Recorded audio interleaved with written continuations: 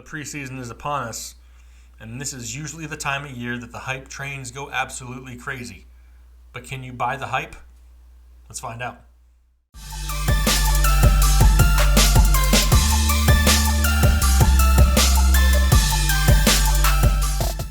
Hey, what's going on, everybody? Welcome to the next episode of the Fantasy Headliners. Hope everybody's doing well out there in YouTube land. Today we're talking about hype, right? I mean, this is the time of year where everybody's getting hype. You got coach speak going on in training camps. You got these training camp videos and clips coming out of these guys making insane catches or runs, and hype is just ridiculous right now, right? But can you believe it? Can you trust it when it comes time to draft day? That's what we're going to talk about today. And I have a few players here that pretty hyped. Been a lot of talk about them in the offseason. But do we want to buy into it, or do we just want to let it go by? We're going to get into the list, but first I want to tell everybody, make sure you guys go over to my other channel. Go check out RotoBaller. Got tons of good content, lots of videos up there, all kinds of in-depth videos. You guys looking for a little bit more analysis? Plus, we have live game day shows coming this year. Just did our first one here not that long ago for the Hall of Fame game. We'll be doing it every Sunday. 1 hour before kickoff, live interactive shows with start-sit advice, waiver wire ads, injuries, last-minute weather. Everything will be happening on that show. Go check it out. You don't want to miss out. But for right now, let's get into this buy the hype list. First guy we're going to talk about may touch a few nerves out there. I'm sure I'll probably get some hateful comments down below. Whatever. I get them. Sometimes I respond something funny. Most of the time I just glance over them, not even care. But I'm sure there's a lot of people that are really high on this, and a lot of people buying into the hype of Deshaun Watson, quarterback of the Houston Texans. And rightfully so. Dude had a great year last year. I mean, he came out, played out of his mind, played unreal before he tore his ACL. It was amazing. It was fun to watch. It was exciting to watch. He was putting up huge numbers. But that pace can't really be sustained, right? I mean, he was on pace for 50-plus touchdowns last year. That's great. But let's be real. There's not a whole lot of offensive weapons in Houston. You got Deandre Hopkins, hands down, arguably one of the best wide receivers in football. And you got Will Fuller, who's a decent number 2, but just can't seem to stay healthy. And then you have Lamar Miller. I mean, that's it. What else is there? There's not a whole lot there. There's not enough offensive weapons on that side of the ball to produce those huge numbers for an entire season. There's no way Will Fuller's averaging 2 touchdowns a game. There's no way that DeAndre Hopkins can go out and get 30 touchdowns. I like Deshaun Watson, but I just can't see that pace continuing all season. Not to mention, in the offseason, they improved that defense dramatically, and a lot of people came back from injuries. Got J.J. Watt back, Jadeveon Clowney, added the Honey Badger. I mean, they added some good pieces in Houston. That defense should be much improved, limiting their opponents to lower scores, which could lead to more second-half running. They may not be throwing all 4 quarters like they were last year, and that's just going to hit into his value. Right now, he's currently quarterback 2 at 45th overall. To me, that's just too expensive on draft day. I'd rather wait a few rounds and grab a Kirk Cousins, Drew Brees, Matthew Stafford, Phillip Rivers, something like that. Now, I like Deshaun Watson. Don't send me hate mail on Deshaun Watson. It's just too expensive on my fantasy draft day. I'm not buying the hype. I'm passing on Deshaun Watson. Let's talk about a running back now. Let's talk about I guess you can call him the starting running back of the Miami Dolphins, Kenyan Drake. Sounds like he's probably going to be named the starter here after the preseason. But let's be realistic. I mean, Frank Gore is going to irritate you Kenyan Drake owners this year. Do I think Frank Gore comes out and has a huge year? No. But I think he takes some of those critical carries, some of those goal line touches. And he's going to do nothing but frustrate the owners of Kenyan Drake. I mean, Kalen Ballage looks great in camp also. The coaches are talking him up like they think he's the next great thing. I don't think he goes out there and takes any starting job. But if they take carries here or there, all of that goes against Kenyan Drake. And not to mention, Miami's not very good. Their defense is not that great. They're going to be giving up a lot of points. And if they're giving up points, they're having to throw the ball. Now, there is some argument that Kenyan Drake will be the pass-catching back there when they're throwing it. But don't count out Kalen Ballage for that either to steal a few of those.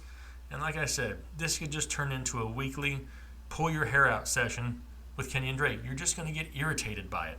They lost Mike Pouncey, their starting center, and that hurts more than you think it does. And I don't know if I want to spend one of those high draft picks on a running back with all those inconsistency question marks. I like Kenyan Drake, but I'm not buying the hype. I'm passing on Kenyan Drake also. Another running back, we're going to talk about another one. A name that's come up a lot here in the offseason is Jerick Mckinnon, running back, one of the highest paid running backs in football now for the San Francisco 49ers.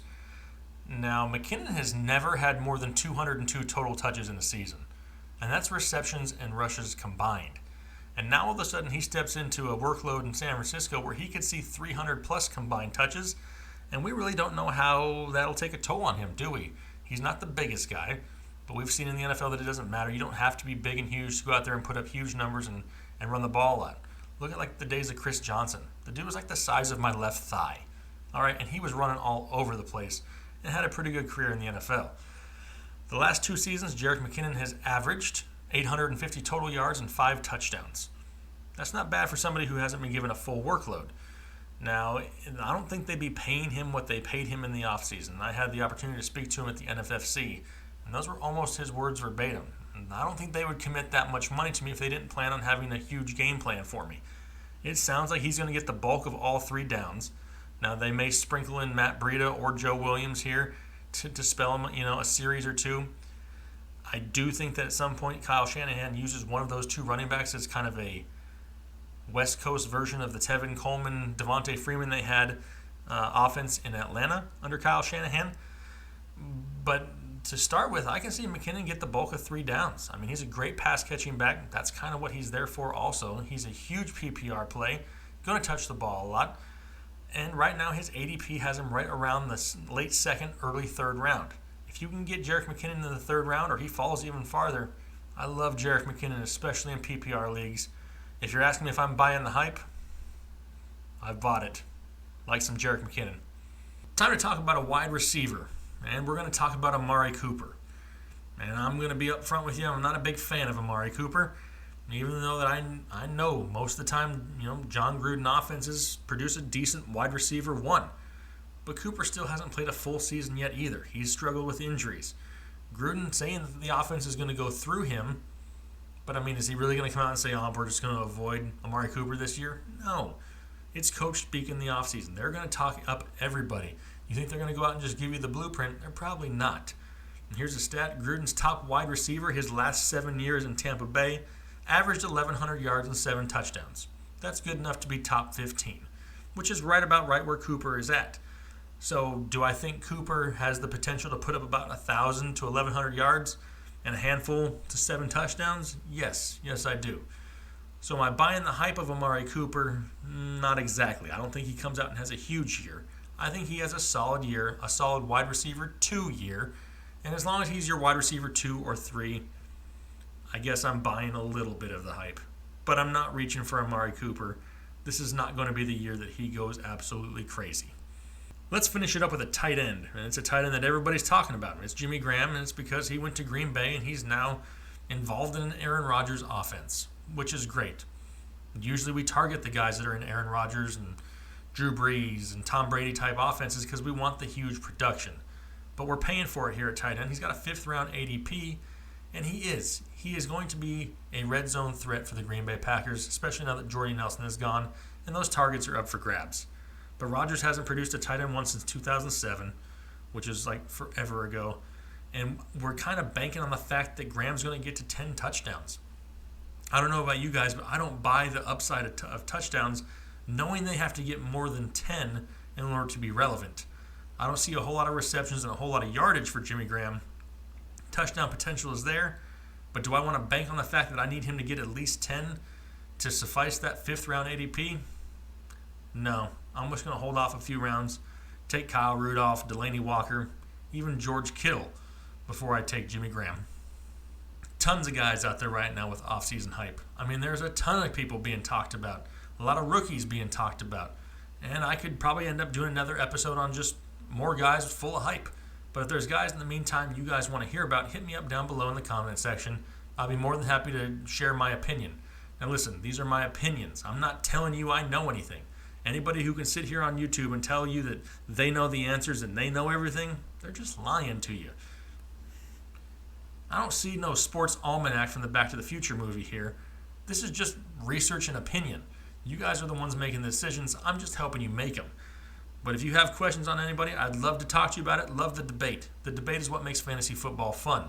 It's one of the things that makes fantasy football fun, and I'm looking forward to it. Make sure you guys hit me up down below in the comment section. Anybody who you think has a lot of hype and you don't know if you should buy it or not, hit me up. We'll talk about it. In the meantime, though, make sure you guys are liking, commenting, subscribing. I look forward to hearing from you, and we'll talk to you later. Thanks.